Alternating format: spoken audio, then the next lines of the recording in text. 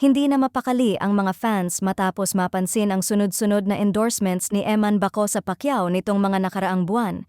Dahil dito, umuugong ang tanong ng maraming supporters, hindi na ba posible na magkaroon sila ng parehong endorsements o maging iisang proyekto ni Jillian Ward? Tila sabik na sabik ang fandom na muling makita ang kanilang chemistry on screen.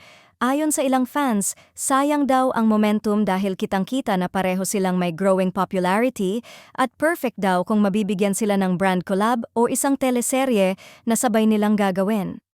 Nag-viral pa ang mga komento ng netizens na nagsasabing, bakit hindi sila i-pair kung pareho namang in demand?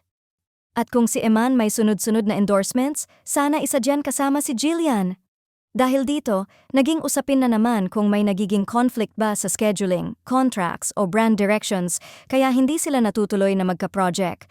May ilang fans na nagtataka kung may mga offers nga ba na hindi natutuloy o kung mas pinipili lang ng management ng bawat isa na paghiwalayin muna ang kanilang career paths.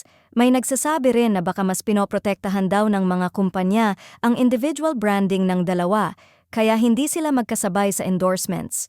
Pero para sa fans, mas lalong dapat raw pagsamahin ang dalawang rising stars dahil malaki ang potensyal ng tambalan. Habang lumalakas ang demand at parami ng parami ang taga-suporta na humihiling ng Eman-Jillian collab, nananatiling tahimik ang parehong kampo.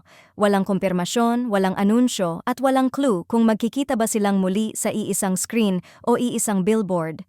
Sa ngayon, ang tanging malinaw ay ito. Hindi na mapakali ang mga fans, at unti-unting nagiging malaking issue ang pagkukulang ng proyekto magsasama sa dalawang personalidad na gustong-gusto ng publiko.